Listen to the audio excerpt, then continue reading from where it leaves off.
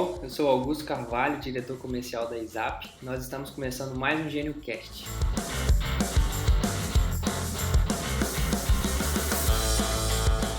E para falar do assunto, nós convidamos a Thaís Scaroni, analista de inovação aberta na Cogna. Bom dia, Thaís, tudo bem? Bom dia, Augusto. Bom dia, pessoal. Obrigada a todos vocês que estão ouvindo aqui ao GenioCast. Obrigada, Augusto, por esse convite. É um prazer poder conversar com vocês e trazer um pouco mais sobre inovação e design thinking para a pauta. Legal, legal, Thaís. Thaís, gostaria que você se apresentasse, falasse do seu trabalho na Cogna. Tem um espaço aí aberto para a gente conhecer um pouquinho mais sobre você. Legal, obrigada. Bom, acho que falar um pouquinho sobre você mesmo às vezes é um pouco difícil, então eu vou focar bastante na experiência da Cogna e vou contar um pouquinho também como que eu cheguei no design thinking. Então, de formação, eu sou publicitária, me formei em comunicação social e depois de muito pular agência, pesquisa de mercado, nada parecia fazer muito sentido. Eu trabalhei com branding também, e aí eu comecei a me interessar muito, ligado no brand, por esses insights de criatividade, de inovação, de transformação em relação às marcas e empresas. E foi a partir daí que não sabia muito o nome disso e as metodologias para chegar a isso, né? Muito com que a gente tinha de ferramentas, né? Até então, dentro das faculdades.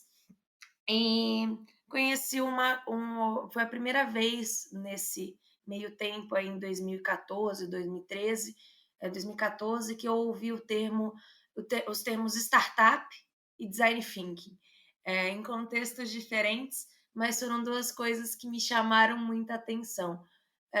Não sei se por ser termos que eu não conhecia, mas fui atrás e comecei a pesquisar. Aí eu abri uma startup de turismo de base comunitária, comecei a me mergulhar no mundo do empreendedorismo. E nessa época, muito por falta de ferramentas, de cursos mais relevantes aqui no Brasil, até que tinha algumas escolas começando a pipocar de design thinking, e uma oportunidade que eu tive na empresa que eu trabalhava antes, foi fazer um curso de design thinking em Londres, na Universidade de Londres.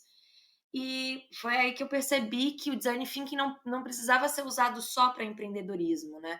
Porque essa história da inovação ela poderia ser usada em outros contextos, em contextos até de impacto social, que são coisas que me atraem, de inovação, de educação, aliás, de cultura, que são temas que conversam com as minhas paixões, né? Então, foi aí que quando eu voltei para o Brasil, eu decidi que não ia continuar com a empresa na época, porque ainda não estava madura para lidar com o empreendedorismo. Eu gostava de algumas estabilidades, precisava de estabilidades que um emprego, né, enfim, ou até trabalhar como consultoria, ou estar ligada a outra instituição poderia me oferecer. E foi nessa época, voltando para o Brasil, que eu encontrei o Instituto Telos, que é uma OCIP, né, uma organização da sociedade civil com interesses públicos, que trabalha justamente com design thinking em desenho de serviços para governo e contexto de impacto social. E aí, no Telos, que eu comecei a colocar e entender mais que o design thinking ele não só era uma metodologia para colocar em prática, né, em projetos, como que a gente entende quando se desenha uma startup, se desenha um projeto, colocar o design thinking, mas sim o design thinking ele é um modelo mental, então ele não para nunca, né? É muito uma forma da gente enxergar os contextos. E eu acho que eu estou falando de design thinking, falei um pouquinho da minha história.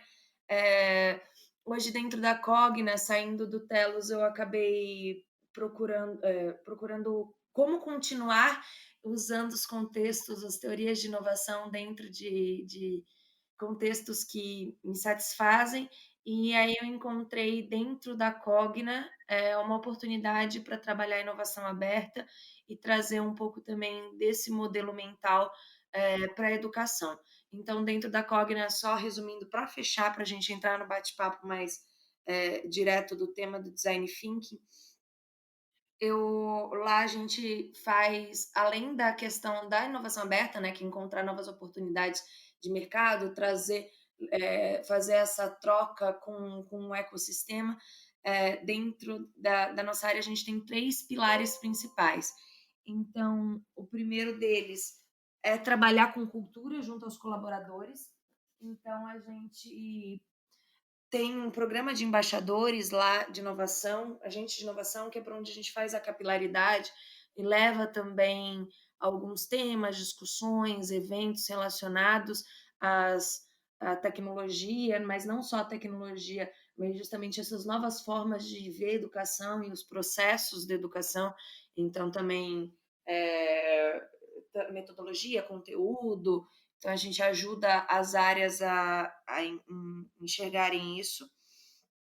Que a gente tem um segundo pilar de ecossistema também, de ajudar a consolidar a edtechs, não só do ecossistema que a gente está inserido, que é o Cubital U, Cube Education, que a Cogna hoje é mantenedora do Cube Education, mas de outros também. Então, qualquer edtech que tenha interesse, depois eu vou passar o linkzinho, deixar na descrição, pedir para o Augusto colocar na descrição. Podem marcar um horário comigo, a gente conversa, a gente orienta, às vezes para alguma conexão imediata, às vezes só para mentoria mesmo, para direcionamento de maturidade de startup mesmo. Então, a gente está aberto para conhecer esse ecossistema. E o terceiro pilar que eu já falei um pouquinho, então, é o de negócios. Então, a gente ajuda as áreas a fazer um mapeamento de dores um mapeamento de dores, matchmaking com empresas de mercado, desenhar experimentos e ajudar a tocar esses projetos de inovação. E quando a gente fala, só que já dando um ganchinho para a parte do design thinking, quando eu falo desses 3 pilares, eu acho que o mais natural é a gente pensar, o design thinking ele se encaixa no terceiro, né? Porque é o de negócios, é o tocar o projeto, é desenhar, é ouvir as áreas de negócio, os, os, os alunos, né, para desenhar os projetos. Não, o design thinking ele está em todos.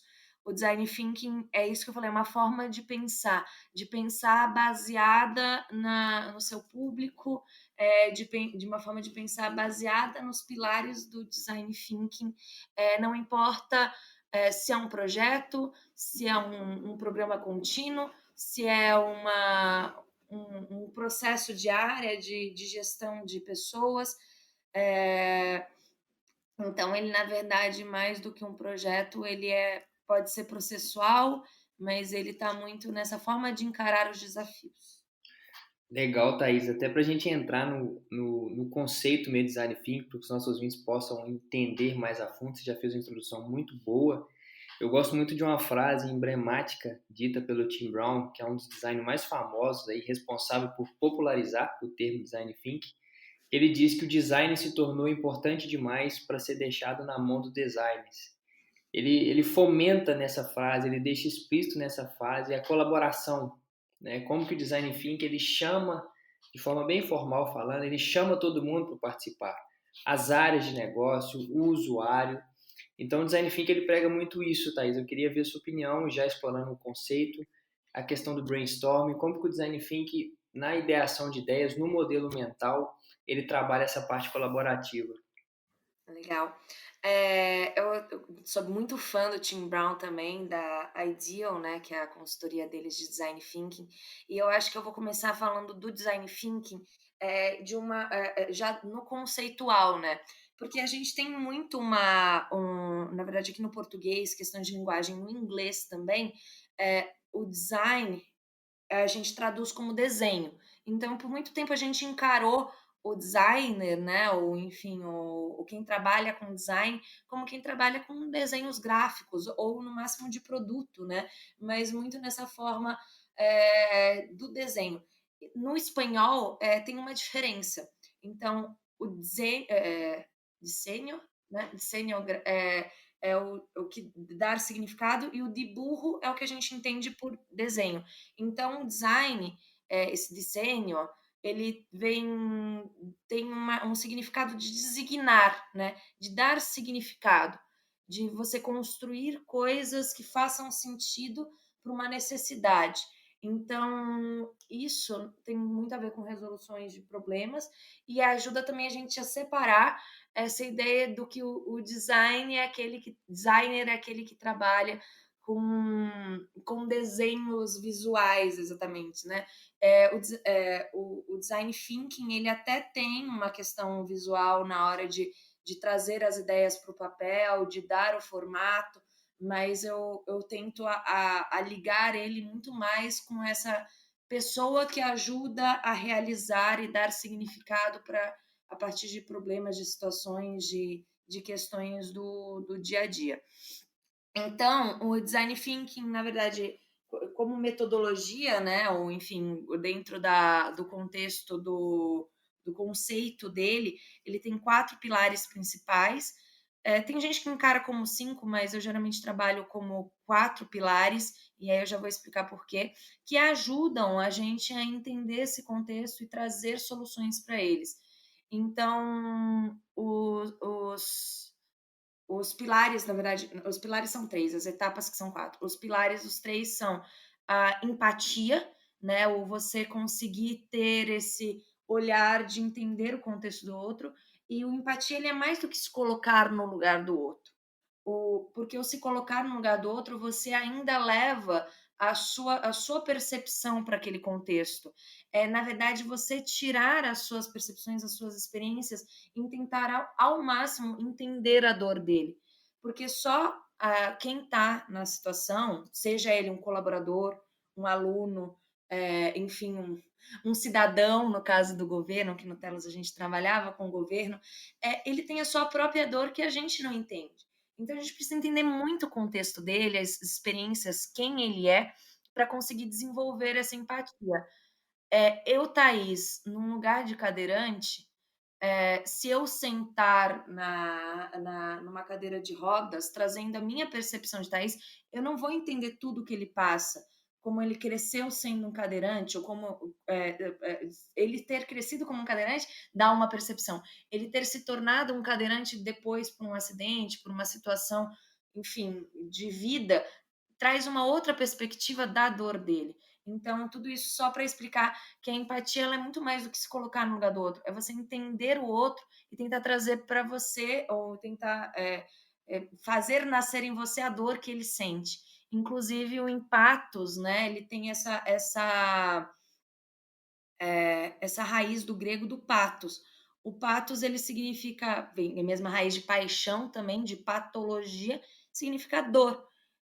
O empatos é você sentir a dor do outro, né? Trazer para você essa dor do outro que gerou o termo empatia. O segundo pilar é a cocriação. Então, você criar em conjunto, colaboração, aliás, colaboração que ajuda você a criar em conjunto, trazer novos olhares e a partir dessa soma de olhares, que até casa muito com a frase do Tim Brown, né?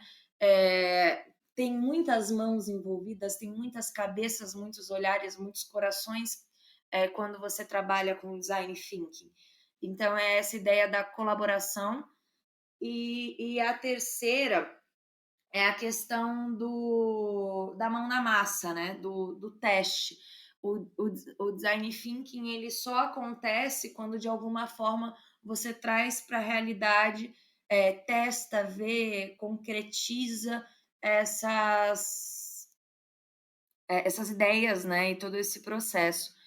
E a partir desses três, né, essas três ideias que elas permeiam todas as etapas, então a empatia ela não está só quando você está entendendo na exploração. A empatia ela vai até o final quando você entrega o projeto. Porque não adianta também você criar o projeto, ou a ideia, ou enfim, o sistema que você quer colocar em prática e depois não voltar para validar ele junto com quem participou do processo. Então, a cocriação, a empatia e essa questão dos testes, da realização, né, elas estão durante todo o processo. E hoje em dia o processo, né, foi sistematizado, tem pessoas que encaram eles de formas diferentes. mas o design thinking ele é encarado com 4 etapas principais. Então a primeira é a questão da exploração, então tem até um desenho aquele desenho que é bem usado, né, que é o Double Diamond, que ele encara é um desenho de 2 diamantes e que ele parte de um ponto inicial em que você tem só um problema pontual, e aí, a partir da exploração, você abre as perspectivas que você tem sobre aquele tema. Então, você se aprofunda. É como realmente um momento de divergir, né? De abrir as possibilidades. Depois a gente começa na segunda. É, é, segundo ponto, né? Segunda etapa, que é a etapa de desenho do desafio. Então, redesenho do desafio, que a partir daí, de todas as possibilidades que você encarou, que você entendeu, ouviu os usuários, você consegue definir esse problema de uma forma melhor, de uma forma mais assertiva. E é essa segunda parte do diamante, essa convergência, que ajuda a gente a chegar numa pergunta ou chegar num direcionamento melhor para o nosso desafio, que inicialmente, antes da etapa da exploração, a gente não tinha, né? Então, é essa fase que a gente desenha uma pergunta. Eu geralmente tem, enfim, até na ID, o Tim Brown, ele coloca essa ideia do como podemos, né? Como podemos tocar esse desafio mais olhado para um usuário específico, para um problema específico, a partir das nossas explorações. E a partir desse desafio bem desenhado, a gente entra na cocriação. A cocriação é a segunda parte para divergir, para ter novas ideias, e a partir dessas novas ideias, a gente chegar e escolher quais aquelas que a gente quer seguir, quer prototipar, quer testar na nossa quarta etapa. Então, que eu coloquei a primeira da exploração, a segunda do desenho do desafio, a terceira da cocriação e a quarta do desenho do protótipo, a partir daquelas soluções que a gente criou. Legal, Thaís. Confesso que eu achei muito sensacional isso que você passou para a gente, essa questão dos pilares, como que a gente tem mais embasamento de fato do que é o Design Thinking. E eu percebo que o Design Thinking ele não promove aquela coisa mecânica, né? Ó, Design Thinking, vamos aplicar aqui na empresa, na nossa startup, tem 3 etapas, tem 4 etapas. Não, o Design Thinking ele não se prende a isso, mas ele trabalha muito o lado da criatividade, o lado de você imergir no mundo de quem de fato vai usar a solução, que é uma das características mais usadas do Design Thinking, que é a prototipação de produtos, enfim. E eu queria ouvir de você, Thaís, como que você já aplicou o Design Thinking no seu trabalho atual, nos seus trabalhos anteriores, e se você, como que você enxerga o Design Thinking, como que ele te ajudou para alcançar os objetivos propostos nesses trabalhos? Sim. Eu acho que isso que você falou, Augusto, também que a gente estava conversando, ele conversa muito com ambos os trabalhos, né, que eu coloquei. Então, desde no Telos, que eu trabalhava com desenho de serviços, que aí era voltado para projeto, aí a gente conseguia usar também mais fechado essas etapas, né, da definição, da exploração, definição, ideação e prototipagem e teste, né? Depois que eu fui para a Cogna, então dentro da Cogna a gente tem desafios um pouco menos definidos, né? Muita coisa é de entendimento, é de conexão, é de cultura, e nisso não dá para a gente usar todas as etapas sempre. Então a exploração é um conceito, né? Uma etapa que eu uso muito. Então da gente entender e a partir o primeiro diamante, né? Que a gente chama, eu uso mais cada desafio que chega. Eu consigo pegar e de alguma forma fazer essa exploração, entender bem o que é e redefinir o caminho que eu quero seguir. Então, isso de entender e redefinir é uma coisa que eu uso para praticamente tudo, porque nem sempre aquela percepção inicial ela vai conseguir te dar as melhores, eh, melhores saídas, né, as melhores soluções, caminhos para aquele problema, para aquele desafio. E é a questão também do teste, né. Então, que acaba sendo no dia a dia, que é esse modelo mental, essas 3 etapas, elas guiam tudo que eu faço. Essas 3 etapas não, esses 3 pilares. A empatia, entender o outro, entender o problema, entender a situação, isso está em tudo. A cocriação, chamar outras pessoas também para somar no processo, isso tem tudo. O teste rápido, então a gente não tem mais tempo, para como a gente fazia antes nas organizações, uma etapa gigante de planejamento para a gente colocar o projeto em prática no final do ano.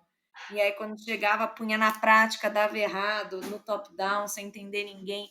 Então, eu acho que isso acaba sendo, por isso que eu falei mais do que a metodologia, o modelo mental. E aí eu falei um pouquinho muito amplo, né? Eu não dei exemplos.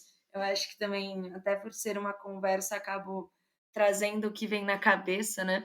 É a questão da governança. Então, lá é uma área, a área de inovação, ela nasceu há 2 anos dentro da Cogna, e para vocês terem uma ideia, ela nasceu como M&A, né, dentro de novos negócios, aliás, não era M&A, dentro de novos negócios, muito olhando para essas novas startups que poderiam ser adquiridas, fazer parte, ou enfim, novos projetos desenhos que poderiam ser feitos para olhando o pilar de negócio mesmo. Depois de um tempo, 2019, ou final de 2018, a área passou a fazer parte de tecnologia. Também mais pensando que não só o design thinking pode ser usado para novas aquisições, mas também para a construção de novas soluções dentro de casa, novos produtos. E foi aí que a gente passou para a tecnologia. A gente faz parte da área de gente. A Legal, inovação ela está dentro do RH agora. legal. Porque a inovação, né, design thinking é uma metodologia de inovação, então quando eu falar de inovação, não estou falando só de design thinking, mas inovação ela precisa estar dentro da cultura. E foi aí que a gente não só mudou, pôs a inovação para dentro da área de gente, como mudou a área de RH, de recursos humanos, e hoje a área se chama Gente, Cultura e Inovação. Que Porque legal. é aí que está o core, né?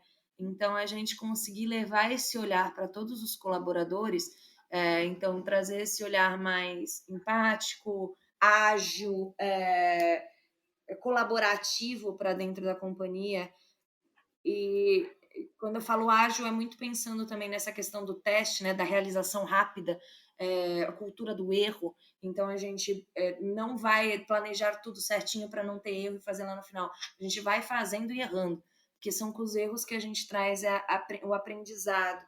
Então, mudar essa cultura organizacional já é uma forma, né, de governança que usa o design thinking, que usa esse olhar com os 3 pilares do design thinking. O segundo exemplo que eu ia trazer, nós temos um evento mensal que é um Talks, são os Ed Talks. E dentro dos Ed Talks, a gente traz olhares diferentes de pessoas que trabalham com temas relacionados à educação, que de alguma forma trazem inovação. Então, a gente já trabalhou Big Data na inovação. Dentro da Big Data, a gente trouxe uma pessoa de avaliação continuada de alunos de dentro da Croton. A gente trouxe uma pessoa de uma startup, a Tuneduc, que trabalha com dados. E durante o processo, então, lá no início, quando fui desenhar o EdTalks, já chamamos quem que poderia ser, desenhamos algumas possibilidades de formato. A partir dessa fase de exploração, a gente fez um desenho de design thinking, usando o design thinking para um modelo de EdTalks. E o primeiro EdTalks foi sobre Big Data na educação. A gente trouxe um case da Cogna, da Croton, e um case da startup da Tuneduc. E no fim, Foi muito chato. Foi muito chato, porque a gente trouxe 2 cases, parecia que a gente estava vendendo as empresas. E assim, funcionou até, tal, teve um NPS ok, mas aí a gente percebeu que ainda não era aquilo. E aí a gente mudou de formato e fez o sobre educação continuada, trazendo o Tex, que é o André Tanese da Descola, fundador da Descola, e o Carlos Pagani, que é diretor acadêmico, na época era da Croton, mas hoje ele faz parte da nossa unidade de negócio Platos, que é de Lifelong Learning, realmente. E aí a gente trouxe os dois para conversar. E já foi muito mais legal. Foi muito mais legal porque a gente abriu para discussão. Mas a gente teve algumas pessoas que falaram para a gente: poxa, a gente abriu tanto para discussão que a gente não conseguiu ver a palestra das pessoas. E aí eu percebi que por que eles ainda estão achando que é palestra? Não é palestra, é talks, já tem no nome, né? E Aham, aí eu fui entender por quê. Porque a gente estava usando PowerPoint. Então a gente levou um PowerPoint de base, né, uns slides, e aham, aí o pessoal achou, poxa, eles não passaram até o fim dos slides. Então, se eles não passaram até o fim dos slides, é porque tinha slide, tinha apresentação, tinha palestra. Então, era palestra. E aí, com esses testes, né, a cada edição a gente foi mudando. Aí na terceira a gente já pensou, a gente não vai usar PowerPoint, mas já legal. Talvez a gente pode colocar mais uma pessoa para trazer mais dinamicidade, dar mais cara de talk. E foi assim, foi no teste, na tentativa e no erro. A gente fez a exploração no início, fez um desenho, definiu um desafio, um modelo para a gente replicar, mas na hora do teste a gente foi iterando. Ele é cíclico, nunca para o design thinking. Não adianta entregar o projeto, acabou. Na hora de executar, ele vai mudar de novo. E aí, sabe o que aconteceu? Na nossa edição de março, ela não aconteceu, porque a gente teve a pandemia. E aí a gente já estava com tudo desenhado, prontinho. Ia ser aham. sobre o professor. Pois é, ia ser sobre o professor 5.0. E o que aconteceu quando a gente foi para o presencial, a gente precisou de um mês para se organizar, para provavelmente se eu já tivesse colocado em março mesmo uma edição online, ia ser um teste, mas a gente também não estava preparado. Então, às vezes, não dá também direto para testar, você precisa voltar, mas assim que der, você já testa. Nesse caso, não deu para a gente fazer direto um modelo online, porque o tempo era curto, porque a companhia, né, a área deu uma desestabilizada também, a gente tinha outras coisas para olhar. Então, design thinking é você entender também que quem está tocando, que o designer também tem as suas necessidades, né? Então, às vezes a gente precisa parar e esperar até ser um momento mais adequado para a gente conseguir tocar.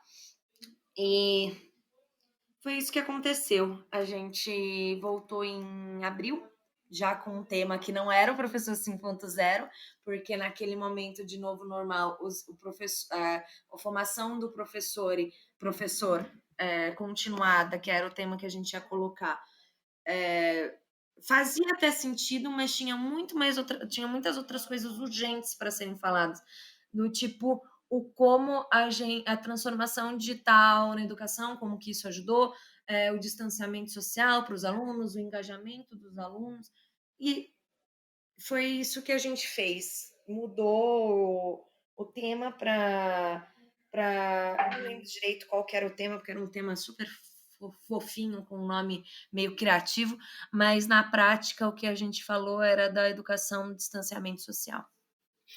Que legal, Thaís. Poucos minutos aí a gente conseguiu perceber como que o design thinking pode ser tão explorado, né? Eu posso estar Sim, falando de design thinking para lançamento de startups, de empresa, lançamento exatamente. de produtos de empresas já existentes, às vezes até reformulação de um produto que já existe, né, mas não está tendo tanto engajamento. E achei sensacional como que vocês exploraram o design thinking em criação de eventos, né, que às vezes é tão importante dentro da estratégia da empresa. E você traz para dentro, usando todos esses pilares, sem dúvida o design thinking vai ajudar demais a alcançar os resultados propostos. Thaís, muito rico a nossa conversa. Antes de finalizar, para as pessoas que estão nos ouvindo, talvez ter uma gerente de RH, tem um CTO, um gerente de TI, e como a gente tem falado aqui, né, pode ser aplicado em todas as áreas, inclusive em colaboração com as áreas. Eu queria que você desse dicas práticas para esse pessoal, tanto fontes de livros, de artigos, de autores, quanto coisas mais práticas assim de atividades, para eles levarem o design thinking para a empresa deles. Tá bom. Olha, eu vou ser, sincera, eu vou trazer algumas referências aqui, mas na época que eu trabalhava mais com design thinking, eu tinha uma biblioteca. Então eu consigo compartilhar com vocês depois o link de alguns livros, alguns artigos para vocês colocarem, mas eu vou falar então de bibliografia. Eu vou falar realmente do Tim Brown, do livro do Design Thinking deles, que foi o livro que deu realmente start, pontapé na discussão do design thinking. Vou indicar algumas escolas que fazem cursos muito bons de design thinking. Então, a própria Ideal, que é a escola, eu não sei se tem algum nome, se é Ideal School, mas enfim, procurando no Google, depois eu procuro o link direitinho para passar para vocês, que eu não tinha preparado realmente a pesquisa desses nomes, desses links. Mas, enfim, o curso da Ideal, que é o curso do Tim Brown, ele, ele tem alguns cursos que foram até abertos na quarentena. Então, tem um sprint, um curso rápido de design thinking, que ele estava gratuito agora durante o isolamento social. Acho que vale a pena procurar. A de escola tem um curso muito excelente de design thinking e de empatia também. Lá dentro tem um curso de inovação aberta. Então, é outro tema que a gente precisa falar, Augusto, da inovação aberta. Vamos marcar. De temas relacionados à inovação, a design thinking no dia a dia. E eu vou recomendar algumas ferramentas de design thinking. Então, o design thinking, para ele ser prático, ele trabalha com alguns tipos de ferramentas para vocês usarem no projeto e no dia a dia. Então, do primeiro, para facilitar, vou falar um para cada etapa, tentar falar um para cada etapa. O da primeira etapa, na etapa de exploração da etapa de exploração de desafio, o seu desafio. Eu gosto muito dos 5 porquês. 5 porquês você já fez, Augusto? 5 porquês de você pegar o desafio e falar, então, eu preciso usar o meu desafio olhei aqui um agora, que a minha cachorra, ela só dorme no meu sofá, ela não dorme na caminha dela. Por quê? Porque o sofá é muito mais confortável. Por quê? Porque ele é macio. Porque ele é macio, porque ele tem o nosso cheiro, né? Por quê? Porque a gente fica sentado. Então a gente faz 5 porquês até a gente chegar na raiz do problema. E aí, por exemplo, nesses 5 porquês, só falando, se eu parasse agora. Então a gente chegou no porquê, que o conforto vem porque é macio e porque tem o nosso cheiro. Então a gente pode começar a fazer uma caminha para ela que tenha nosso cheiro, que seja feita com a nossa roupa. Isso já é conseguir chegar na raiz do problema. Então esse é um desafio, é uma ferramenta muito legal para entender a raiz do problema. A segunda ferramenta tem um mapa de empatia, que você entra, desenha o perfil da pessoa que você está falando e tenta entender cada vez mais dela. A gente tem dentro da cocriação, na fase da cocriação, os IC, que dentro do IC a gente começa a colocar alguns ambientes, né, que mais fora do padrão, fora da caixinha. Então, se eu estou cocriando sobre caminho, eu posso colocar um IC e misturar uma coisa super maluca para dar uma ideia mais legal. E se a caminha da minha cachorra fosse um berço? E se a caminha da minha cachorra fosse um parque de diversão? Se a caminha dela fosse. E a partir desse se a gente consegue criar cenários de absurdo, né? Cenários que são mais fora da realidade, que ajudam também a gente chegar, sair do lugar comum. Dentro da protipação, deixa eu ver se eu trago alguma coisa. Dentro da prototipação, eu acho que eu indico você trabalhar com ferramentas do dia a dia que sejam de fácil acesso, né, para você. Então, pode ser tanto, você consegue prototipar com post-its. Então, a partir do post-it, você cria as cenas, né, os frameworks, enfim, de um produto que você está criando. Dentro da prototipação, você pode usar coisas de casa, materiais de escritório, misturar a sua realidade e ajudar a tornar realidade aquela ideia, aquele processo de forma visual e ver erros. Inclusive, processos de governanças podem, devem ser prototipados, porque a partir da encenação, que é uma ferramenta de prototipação, a gente consegue perceber coisas que quando a gente estava criando, quando a gente estava na teoria, a gente não consegue. Ô, Thaís, muito bom, muito bom. Que bate-papo rico, contribuiu demais para mim, imagino para os ouvintes também. Eu gostaria de te agradecer e deixar portas abertas aqui na GenioCast para a gente trazer mais assuntos, trazer mais temas. Muito obrigado, viu, Thaís? Imagina, eu que agradeço, Augusto, pelo convite. Também quero me deixar à disposição para o pessoal que está ouvindo, se vocês quiserem também bater um papo. Mesmo se você for startup, não for startup, for uma grande companhia, uma companhia em crescimento, mas queira saber mais de inovação, pode me chamar. Meu LinkedIn é Thaís Scaroni. Eu acho que o nome que vai estar colocado ali, podem jogar no LinkedIn que vocês me acham, e convido vocês para mais papos, tá bom? Legal, pessoal. Estamos finalizando mais um GenioCast. Gostaria de agradecer a Thaís pela participação. Obrigado a todos que nos ouviu. Até o próximo episódio.